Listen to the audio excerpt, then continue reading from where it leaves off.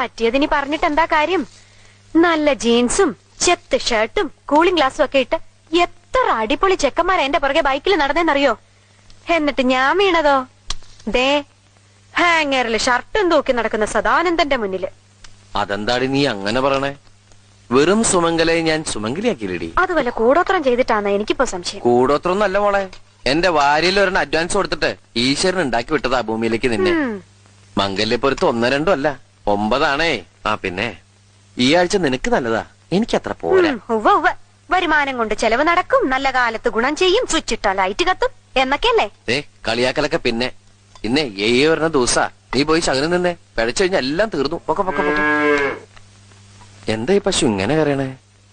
കഴിഞ്ഞ ആഴ്ച ഏലസ് പണിക്കരെ കൊണ്ട് മന്ത്രിച്ച് കെട്ടിച്ചാണല്ലോ. ഈ കരച്ചിൽ ഏലസ് കെട്ടിയിട്ടൊന്നും കാര്യമില്ല. അതെന്താ? അതെന്ത് പറഞ്ഞ കരയണെന്നറിയോ? I love you. അടുത്തതിന് സമയായേ.